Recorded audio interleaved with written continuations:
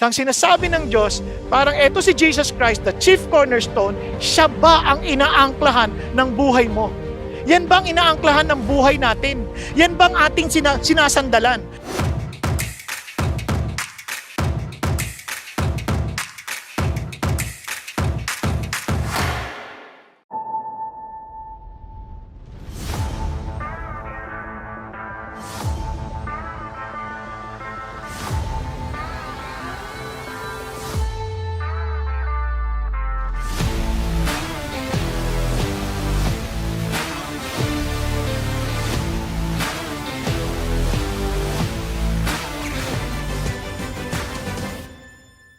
Pinagpalang araw po para sa ating lahat at purihin tunay ang Panginoong Diyos sapagkat napakabuti niya sa atin na binibigyan niya tayo ng pagkakataon palaging sumamba sa Kanya, umawit sa Kanya at talagang papurihan siya sa lahat ng sandali. Ito ang ating pong pag-uusapan para sa araw na ito. Ating pong tingnan ang talinhagang ating pag-uusapan. Pakinggan ninyo ang isa pang talinghaga, sabi ni Jesus. May isang taong nagtanim ng ubas sa kanyang bukid. Binakuran niya ang ubasan, nilagyan ng pisaan at nagtayo ng isang tore. Pagkatapos, ang ubasan ay kanyang pinaupahan sa mga magsasaka at siya ay nagpunta sa ibang lupain. Nang dumating ang panahon ng pitasan ng ubas, pinapunta ng may-ari ng ubasan ang kanyang mga tauhan upang kunin sa mga magsasaka ang kanyang bahagi. Ngunit sinunggaban ng mga magsasaka ang mga tauhan. Binugbog nila ang isa, pinatay ang ikalawa, at binato naman ang ikatlo. Muling nagpadala ang may-ari ng tauhan. Mas marami kaysa una, ngunit ganoon din ang ginawa ng mga magsasaka sa mga ito. Sa kahuli-huli ay pinapunta niya ang kanyang anak na lalaki. Sinabi niya sa sarili, marahil na may igagalang nila ang aking anak. Ngunit nang makita ng mga magsasaka ang anak, sila'y nag-usap-usap. Ito ang tagapagmana. Halikayo, patayin natin siya upang mapasaati ng kanyang mamanahin. Kaya't siya'y sinunggaban nila, inihagis sa labas ng ubasan at pinatay. At tinanong sila ni Jesus, pagbalik na may-ari ng ubasan, ano kaya ang gagawin niya sa mga taong iyon? Sumagot sila, papatayin niya sa kakilakilabot na paraan ng masasamang iyon at pauupahan ng ubasan sa ibang magsasaka na magbibigay sa kanya ng kanyang bahagi sa panahon ng pamimitas. Ngayon narinig na natin itong talinhaga na to, atin naman tingnan at gaygayin at unawain anong ibig sabihin nito. Bago yan, ito ang ating tatalakayin ngayong araw na ito. Christ has come, receive Him. Anong relasyon yan sa talinhagang ating aaralin?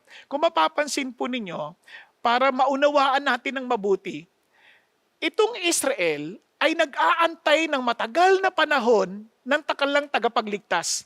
Alam natin at marahil narinig na ninyo, nabasa na ninyo, na ang Israel nasa ilalim ng iba't ibang kapangyarihan. Nung nahati sila sa dalawa, ang Israel na northern at south, ano napansin po ninyo? Yung northern Israel, sinakop ng Assyria, yung southern Israel o Judah, sinakop ng Babylonia, hanggang sa naging Medo-Persia, pagkatapos sinakop sila ng Gresya, sinakop sila ng Roma. Kaya kung mapapansin nyo, talagang nasa ilalim sila ng kanilang mga kaaway. And for the longest time, talagang umaasa sila, Lord, kailan nyo dadalhin yung tagapagligtas namin that we may experience the former glory that we had when David was still our king. Talagang nung panahon ni David, panahon ni Solomon, ang yaman-yaman ng Israel. Talagang nagapi niya ang lahat ng kanyang mga kaaway. And we're expecting the same kind of king. Umaasa kami ng ganung klaseng hari. Ang problema po, yung ating pong tugon sa mga problemang ganito, nagpapahayag kung tayo po ay talagang tumanggap kay Kristo o hindi. Now, alam na natin yung kwento na yung Pasko, that Christ has come, pero ang tanong na lang ay, tinanggap ba natin siya o tinanggihan? Kasi yung ating pong tugon sa mga sitwasyon, ayan po ay refleksyon ng ating pagtanggap o pagtanggi. Ngayon, dito sa bahaging ating titingnan ay sa Mateo, yung binasa natin kanina, Mateo 21. Now, mapapansin nyo, para maintindihan natin ito na mabuti, ito, advice lang ito para kahit sa pagbabasa nyo ng yung narratives, lagi nyo iisipin, mayroong mga basic questions kayong tatanungin, like, bakit kwento to? Diba? Kanino to ikinikwento o kanino to ina-address? At ano ang pinakapunto ng kwento? At tingnan din natin, anong sinasabi ng Diyos ngayon nito sa akin. Ayan. Yun ang mga basic lamang. Pero marami pa kayong maaring question na maaring ilagay sa inyong isip. Now, tingnan po natin yung talinhaga. Balikan natin. Sabi dito, listen to another parable. Diyan pa lang sa simula ng linya na yan, sinasabi na sa atin na mayroon pang naunang talinhaga. Tulad ng sa Marcos at gayon din sa Lucas, hindi na binanggit yung talinhaga na nauna. Pero dito sa Mateo, binanggit. Kaya dito ay karagdagang information na binigay ni Mateo. Now, ano yung talinhaga na yon? Ito ay talinhaga tungkol sa dalawang anak. Now, itong dalawang anak na to ay pagsasalarawan na kung saan yung tatay inutusan yung anak, yung isang unang anak, sabi niya, magtrabaho ka doon sa aking ubasan. Abay, hindi sumunod. Hindi po ako pupunta.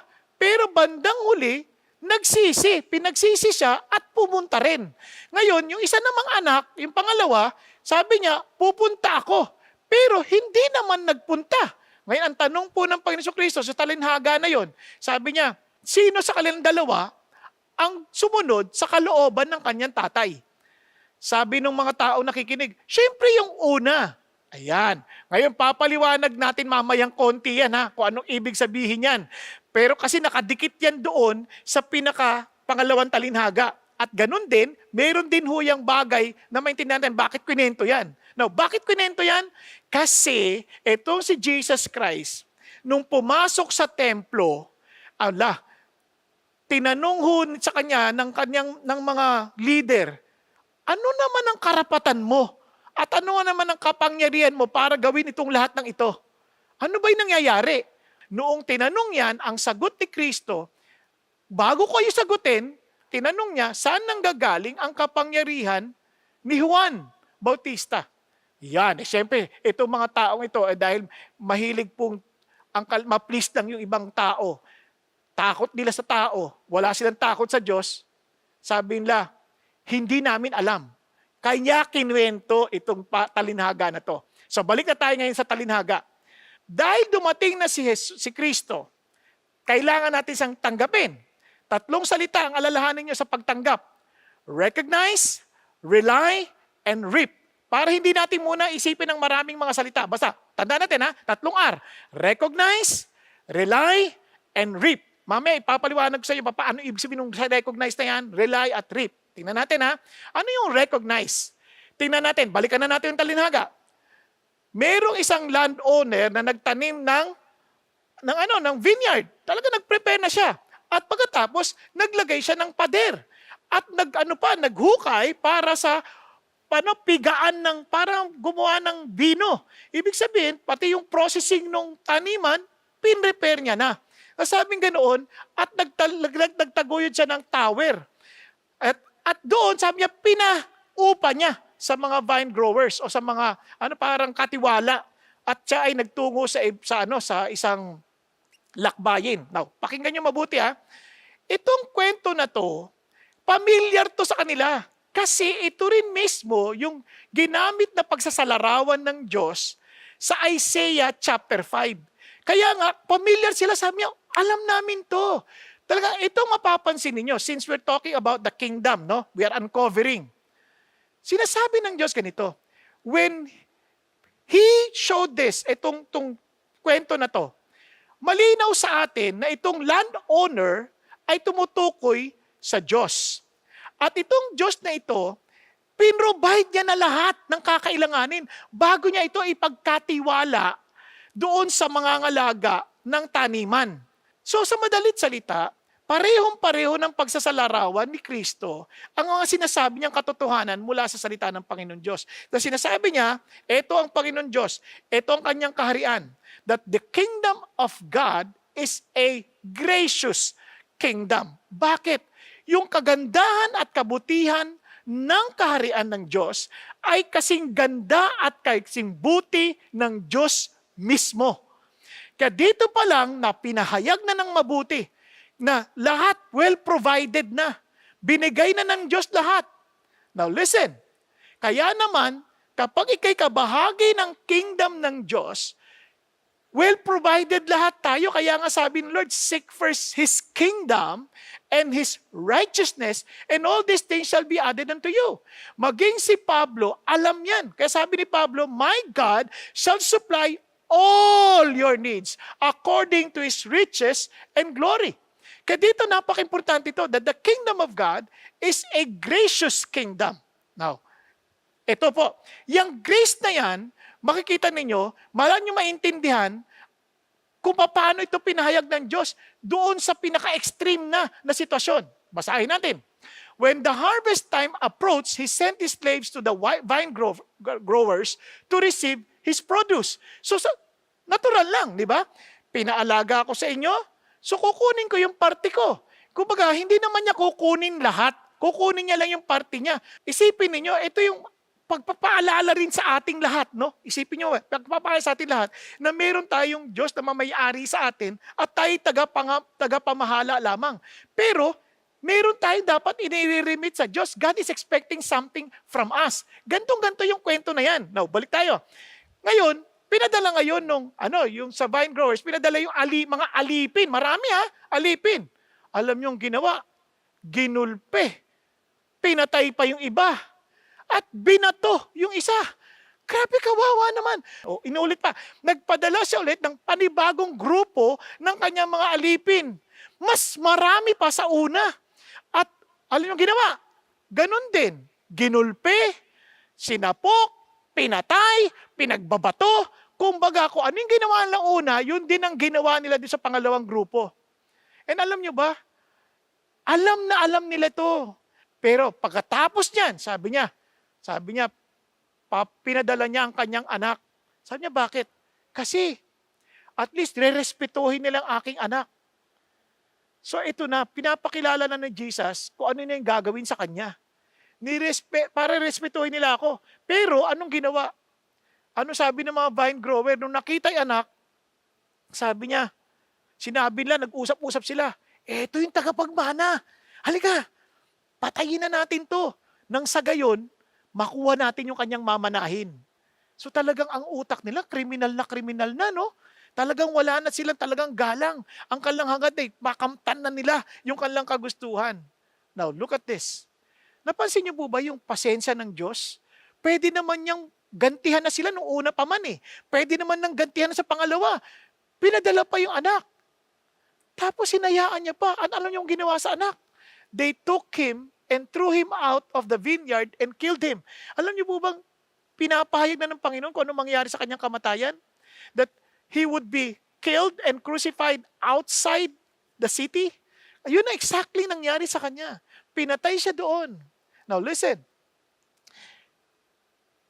Makita niyo yung grace ho ng Diyos? Yung grace ng gracious kingdom na ito, na mapakabait na kingdom, nag-aantay, hindi, parang nagbibigay siya lagi ng pagkakataon, sige na, magsisi na kayo. Magsisi na kayo. Kuhang-kuha ho yan ni Pedro eh. Kuhang-kuha ni Pedro, kaya sa sulat ni Pedro, tingnan niyo sabi ni Pedro, alam niyo po ba na ang Diyos hindi naman siya nakakalimot sa kanyang pangako eh. Sa totoo lang, yung kanyang pasensya, patungo sa atin, yun ang dahilan dahil ayaw niya ang sino mang mapahamak, kundi ang bawat isa ay magsisi. Yun ang sinasabi ng Diyos. Here is the gracious kingdom of God. He wants us to recognize His patience, na ang ating Diyos ay mapagpasensya. Now, dahil yan ay kapahayagan ng talagang grace ng Diyos. Now, alam niyo po, kapag tayo po'y kabahagi ng kaharian ng Diyos, alam natin ito eh. Kaya nga tayo, naalala nyo, nung hindi pa tayo kabahagi ng kaharian ng Diyos, wala rin naman tayong pasensya eh. Nagmamadali tayo. Yan din ang larawan ng mga vine growers. Yung mga vine growers, walang pasensya, nagmamadali sila, gusto nila kagad umunlad, na hindi na kumbaga, gusto nila angkinin na lahat. Parang ganyan, magmamadali siya, gusto nilang angkinin yung pag-aari ng ibang tao. Yung mamanahin ng anak, kinuha pa nila, talagang gusto na kunin. Now, alam nyo, nung hindi tayo Christian, todo lang yan. Wala tayong pakialam. Pero nung naging Christian tayo, yung katunayan ng pagpapasensya ng Diyos, nakita rin sa atin. Bigla natin naunawaan that they that wait upon the Lord shall renew their strength. Nagkakaroon ng isang Kakaibang lakas. Kaya naman, dahil lumaki tayo sa kaharian ng madilim, dinala tayo sa kaharian ng liwanag, sa kaharian ng pinakamamahal na anak ng Diyos. Wow! Katulad ng, alam niyo ba ang expression niyan sa Lucas, the beloved son, binadala. Yan. Talagang doon nilagay tayo sa kingdom ng Diyos eh. Kaya minsan, as Christians, kung tayo bahagi na ng kingdom, mapapansin ninyo, isang katunayan makikita ninyo, nag-i-struggle na tayo. Anong struggle? Nagtatalo na yung pagpapasensya at saka pagmamadali. Nag-i-struggle na tayo. Marami sabihin lang, uy, dahil Christian na ako, tinanggap ko si Jesus, pinatawad na ako sa lahat ng kasalanan ko. Kaya kahit anong gawin ko, pwede na. Alam nyo, ingat ho kayo. Kasi ang totoong kapahayagan ng pasensya ng Diyos ay kapahayagan para magpunta tayo, para mag-repent tayo, magbagong buhay tayo na buhay na ayon na sa kaluwalhatian ng Diyos. Kasi sabi ng Panginoon, kung inaakala mo na pwede mo nang gawin kahit ano, at hindi ka naman, at feeling mo pinagpapaala ka pa, relax ka lang. Ito sabi ng Lord, but because of your stubbornness, sa katigasan ng ulo mo, dahil hindi ka nagsisisi, hindi nagsisisi ang puso mo, sabi nga nag-iipon ka ng poot para sa iyong sarili, sa araw ng kapahayagan ng kapuotan ng Diyos, dahil siya'y banal at makatuwid sa kanyang paghahatol. No, yan isang bagay na wag nating kakalimutan. Parang yung kinikwento ni Aesop sa Psalm 73. Naalala ninyo? Na parang yabang-yabang nila, yumayaman pa sila. Kung sino pa yung masasama, sila pa yung umuunlad. Pero hindi nila alam na nailagay sila sa sitwasyon na napakadulas na hindi na sila makakabawi pa. And it will bring them to their destruction. Kaya mga kapatid, you better recognize the patience of God. Ngayon, paano na gagawin natin? Ito, tandaan natin, we need to rely. Second word, rely. Ano yung word na una? Recognize. Recognize God's patience. Sunod, rely. Rely on what? Tingnan natin ulit. Balikan natin yung kwento. Therefore, when the owner of the vineyard comes, what will he do to those vine grower? Yan, di ba? Anong gagawin niya? Sinagot siya ng mga scriba at mga Pharisees. Sinagot siya, sabi niya, bibigyan sila ng ito masasamang tao na to, magkakaroon sila ng masamang kahinatnan. Yan, wretches to a wretched end. And sabi ganoon, at sigurado, ipaparenta niya sa ibang magsasaka yung sakahan na magbibigay sa kanya ng nararapat para sa kanya. Yan ang sinasabi niya rito. Now, tingnan niyo po pag pinuntahan niyo po yung Lucas, meron pong dagdag na impormasyon na dapat natin maintindihan. Coming from the same context, tinanong sila, pero pansin niyo po dito, si Jesus yung sumagot, He will come and destroy these vine growers and will give the vineyard to others. Ibibigay sa iba. Now, listen. Itong sagot ng mga Pariseo, when they heard it, wag naman sanang mangyari yan. May it never be. Now, listen. Alin ang tama dyan? Ayan, ganito ang buong kwento niyan para maintindihan nyo. Nung tinanong ni Jesus, sumagot yung mga eskriba. Nung inulit na ni Jesus yung sagot, biglang nilang na-realize, kami to biglang kami to Huwag naman sanang mangyari. Are you following now the story? Ganyan ang mangyayari. Tuloy na tayo. So sabi ni Jesus, hindi nyo ba alam ang sinasabi ng kasulatan? Na yung bato na siyang, tinanggihan ng mga nagtatayo ng templo, parang tatayo ng building, sabi ganoon, ay naging chief cornerstone. Sabi niya, ito ay galing sa Diyos. Ito ay isang bagay na talagang nakamamangha sa kanyang mga mata. No, anong sinasabi ni Jesus? Now, para maintindihan natin, anong ibig niya sabihin dito?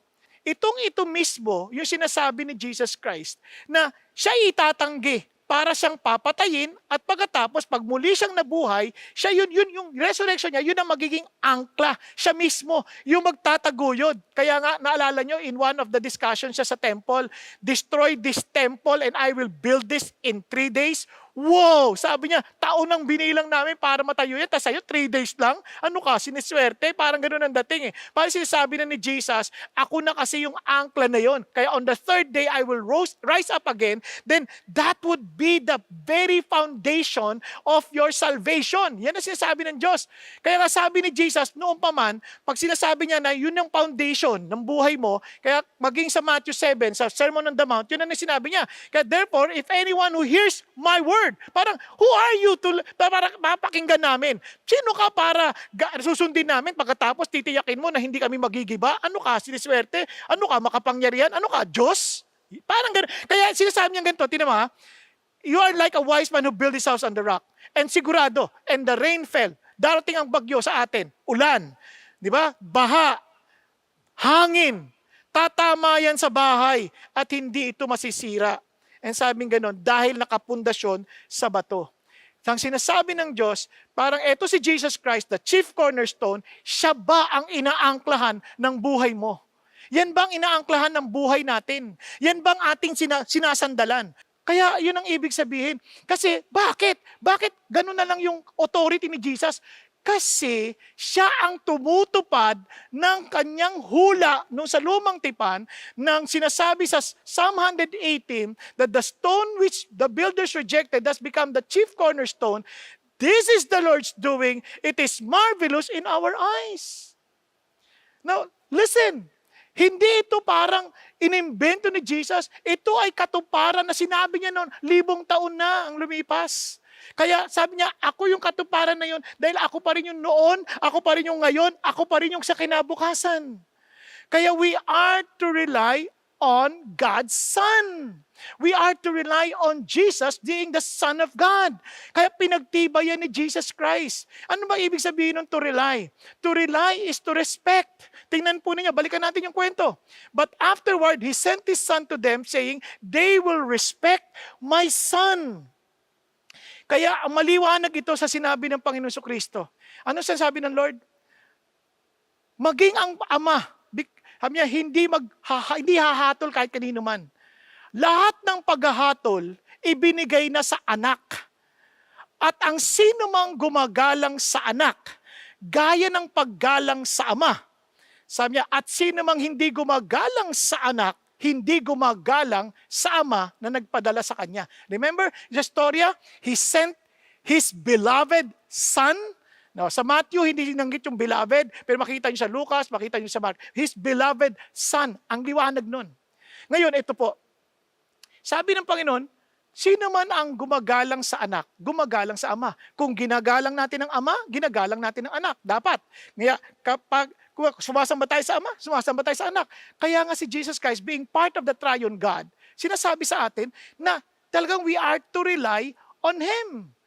Kaya we have to respect Him. We have to honor Him. We have to obey Him. Yun ang idea ng Diyos. We respect the Son. We honor the Son. We obey the Son. At dahil doon, we trust only the Son, even for our salvation. At itong maganda, yung ikatlong R, for sure, we will reap. Ulitin ko, recognize, rely, and reap. Ano yung reap? Kanina sabi natin that Jesus is the judge. Tandaan ninyo, the kingdom of God is a kingdom of justice. Now, dahil ito ay kingdom of justice, ang Diyos magbibigay ng reward. Kaya ito yung reaping time. Now, basahin natin. Therefore, I say to you, the kingdom of God, yung paghahari ng Diyos, aalisin na sa inyo at ibibigay na sa ibang tao na magpuproduce ng bunga na gusto ko. Now, ano ibig sabihin ng magpuproduce ng bunga? Now, mamaya makikita natin yan. Now, tingnan niyo po nung narinig ito ng mga chief priest at mga Pharisees, ano nangyari? Sabi niya, they understood that He was speaking about them. Ayun. Now, para maintindihan ninyo, yung parable supposedly para hindi lang maintindihan yung katotohanan. Pero ito talaga, sinadyang pinaliwanag ng Diyos sa kanila kasi ito na ho yung kanilang parang paghahatol sa kanila na ito ang mangyayari sa inyo. Kaya naintindihan nila, uy, kami to Kaya ang sama ng loob nila, gusto nila ngayong atakihin si Jesus Christ. Kaya nga sa bandang huli, sinabihan pa sila ni Jesus Christ Sa Matthew 23, ang daming mga woes doon. Yung mga kawawa naman kayo, ang dami-dami. Tapos sinabi niya, hindi nyo ba alam na kayo rin? Sabi niya, kung alam nyo lang, sabi niya kayo, inamin nyo na rin, kayo na rin na mismo tumistigo na kayo ay mga angkan ng mga mamamatay na mga propeta ng Diyos. Sabi niya Ngayon sabi sa verse 30, kung panahon lang namin, Panginoon, nabuhay lang kami, hindi namin papatay yung mga propeta ninyo. So inamin nyo na, kayo na mismo nagpatotoo niyan. And sabi ng Lord, kaya wag na kayo magkunwari, mga hipokrito kayo. Yun ang dating ng Lord Tandaan nyo, hindi ito sinabi sa una pa lang ng bahagi ng ministeryo ng Jesus Matagal dahil tinanggihan si Jesus ng maraming beses. Ito na talaga yung malapit na sa sukdulan before the death of Christ. Sabi niya, kayo yung mga ulupong. Ang mga kamandag ninyo, grabe, paano kayo makatatakas sa impyerno? Yun ang sabi ng Lord. Pero alam niyo po ba, hindi ito yung galit na galit sa Lord, hindi. Sobrang mapagmalasakit siya. Sobrang mapagmahal. Pag nabasa niyo po yung Matthew 23, sabi, Jerusalem, Jerusalem. Kayo na pumatay ng mga propeta, binato sila na nagpadala sa kanila. Isipin niyo, sabi niya, gustong-gusto ko kayong ipunin na parang inahin. Yung mga inahin na iniipon ng kanyang mga inakay. Di ba? Gusto ko, pero ayaw ninyo. Ayaw ninyo. Kaya naman maiiwan kayo. Talagang mapapabayaan kayo. Mapapahirapan kayo. Magdurusa kayo. Hanggang sa masasabi ninyo pinagpala ang mga dumating sa pangalan ng Panginoon. So ano ibig sabihin ngayon? Pinasa niya sa iba. Ano ibig sabihin yan? Sino tong others na ito? Now, naalala niyo yung unang talinhaga, the two sons? Sabi niya, yung una na magtatrabaho sa vineyard, yung unang anak, sabi niya, hindi, ayoko. Pero eventually, nagsisi, nagtrabaho din. Sabi niya, they said the first, then truly I say to you, the tax collectors, the prostitutes will get into the kingdom of God before you. Mga masasamang tao, mga makasalanan na nagsisi, lumapit at nagpasakop sa kaharian ng Diyos. Tulad mo, tulad ko. Paano ko nakakatiyak kasama tayo dyan? Tuloy natin ang kwento.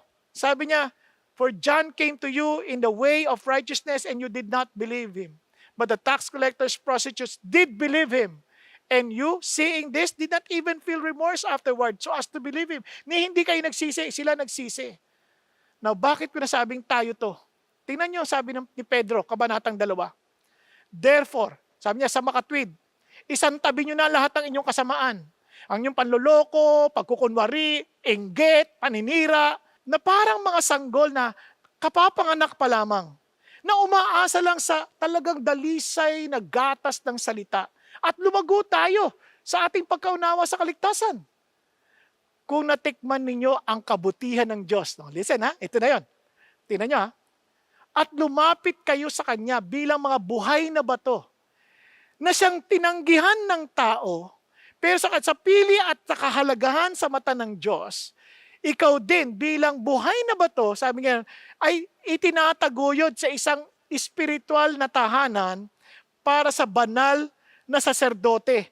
Sabi niya, at ialay ang espiritual na sakripisyo na katanggap-tanggap sa Diyos through Jesus Christ. Ano sinasabi niya rito?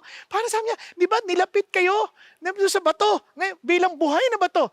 Sa kanya pinasok yung tungkol sa cornerstone. Ayan, behold, I lay in Zion a choice stone, a precious cornerstone, and he who believes in him will not be disappointed. Yung nag-rely. Remember? Nag-rely.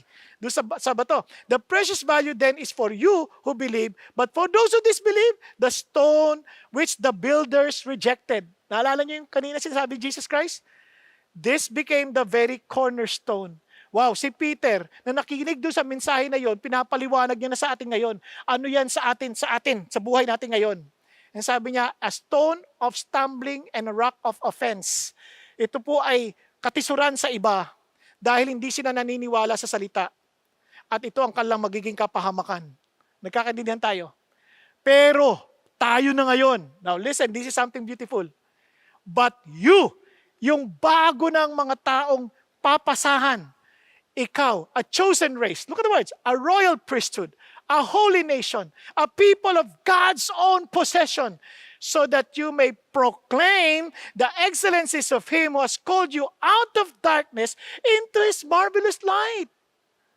Para tayo nakasama dyan. Kasi you were once not a people, but now you are the people of God.